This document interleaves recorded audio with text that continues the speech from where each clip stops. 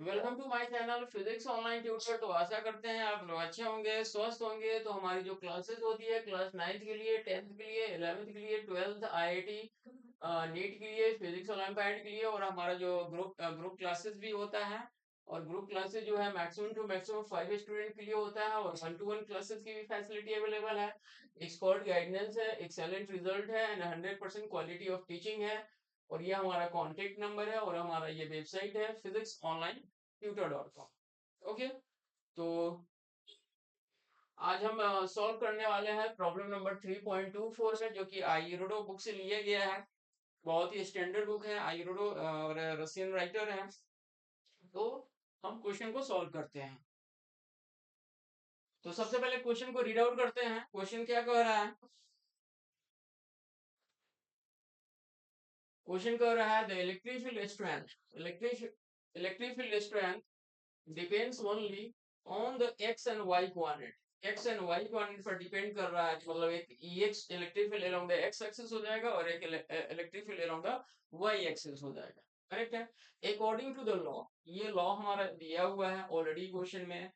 और E is equal to है this is the A into x i cap plus y j cap and divided by x square plus y square. Okay, तो means अगर हम इसको LCM मतलब अलग अलग करते हैं, x i cap divided by x square plus y square plus a y j cap divided by x square plus y square. Okay, और इलेक्ट्रिक फील्ड क्या है? दो क्वांटिटी में डिपेंड कर रहा है। तो मतलब हमारा ई एक्स हो जाएगा, ई एक्स आई कैप और ई वाई जे कैप। तो इसको हम इसके साथ कंपेयरिंग करेंगे और इसको हम इसके साथ कंपेयरिंग करेंगे।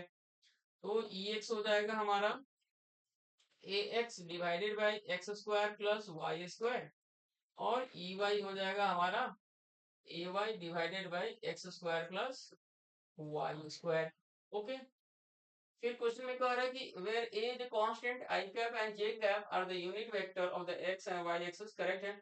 Find the flux of the vector E. मतलब flux of the vector E means electric flux calculate करना है। किसका? थ्रू ए स्फीयर, स्फीयर के through, of radius capital R. तो sphere of radius capital R, okay, with its center at the origin, center at the origin मतलब sphere के जो center है वो origin पर of the coordinate। तो हम एक sphere बनाते हैं। जैसे द sphere और center O है और इसका रेडियस क्या है हमारा? कैपिटल R है। ओके, तो इसका हमें मतलब इस स्फीयर के थ्रू हमें इलेक्ट्रिक फ्लक्स कैलकुलेट करना है।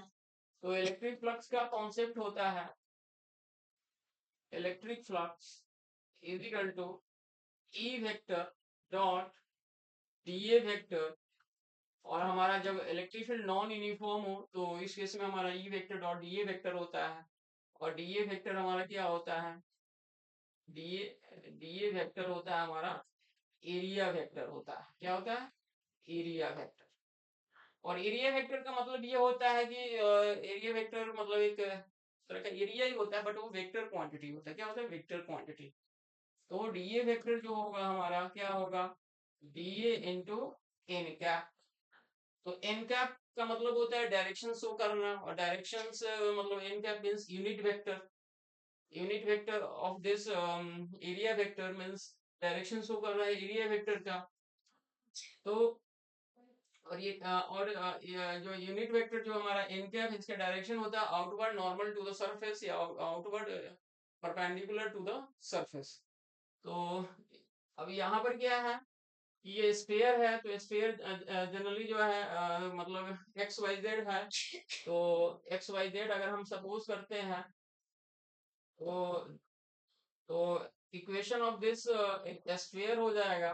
इक्वेशन ऑफ स्फीयर, अगर सेंटर हमारा ओरिजिन है स्फीयर का, तो इक्वेशन ऑफ स्फीयर हो जाएगा x square plus y square plus z square is equal to r square. Okay, x square plus y square plus z square is equal to r square.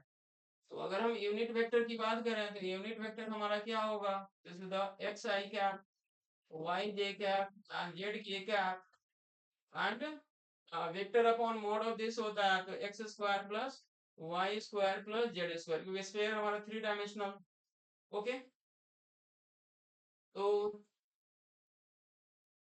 Finally यहाँ पर हम data को put करेंगे तो electric field हमारा क्या है, electric field है ई एक्स आई क्या, 2 डायमेंशनल में है ई वाई जे का, और d A into x i क्या प्लस वाई जे क्या प्लस जेड के क्या divided by x square plus y square plus z square का root under. Okay, and this is the integration. तो E x का value डालेंगे, हम put करेंगे तो ई एक्स का वैल्यू हमारा क्या है, जो हमने निकाला है ई एक्स है A x upon x square plus y square, तो A x i cap upon x square plus y square, और A into y j cap upon x square plus y square का dot करेंगे हम x i cap plus y j cap plus z k cap, and this is the x square plus y square plus z square into d A, and this is the close integration. Okay, तो देखिए जब इसके बीच में हमारा dot है तो इसके साथ जब हमारा इनकैप जो हमारा जो मतलब ये डॉट हुआ, ये इसके साथ जब डॉट होगा तो क्या होगा, this is I cap dot I cap हमारा 1 होता है, तो this is the A x into x divided by x square plus y square. Similarly, ay into y divided by x square plus y square.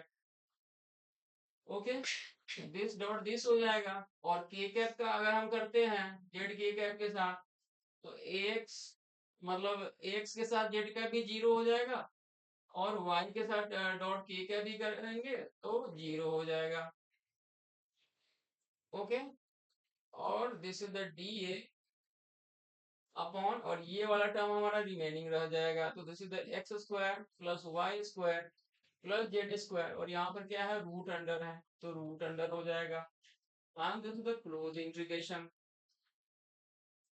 तो देखिए अब a into x x square और a into y y square, तो a common आ जाएगा तो x square plus y square, दोनों का एलसीएम सेम होगा तो x square plus y square, और इंटू हो जाएगा d upon x square plus y square plus z square root under, and this is the close integration.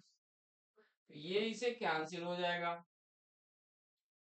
तो finally हमारा क्या होगा, this is the A into d A और x square plus y square plus z square root under, और हमें थोड़ी देर पहले बताया भी है कि x square plus y square plus z square is equal to r square के बराबर है, और यहाँ पर a क्या है कांस्टेंट है, और ये हमारा हो जाएगा r square root under, and this is the close integration of dA। Okay, this is the a upon r, और dA का इंटीग्रेशन क्या होगा, a हो जाएगा, और a हो जाएगा हमारा surface area of the sphere.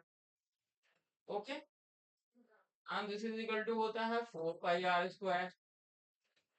सो यहाँ पर डाटा को पुट अप करेंगे a by r into 4 pi r square, एक आर कैंसिल हो जाएगा, तो फाइनली हो जाएगा this is the 4 pi into small a into r, ये हमारा फाइनल रिजल्ट हो जाएगा, this is the flux through the sphere, flux through the sphere, जो कि हमें क्वेश्चन में पूछा गया था। ये हमारा फाइनल रिजल्ट आ गया 4 पाई AR। तो आई होप सो आप लोगों को समझ में आ गया होगा। Thank you so much.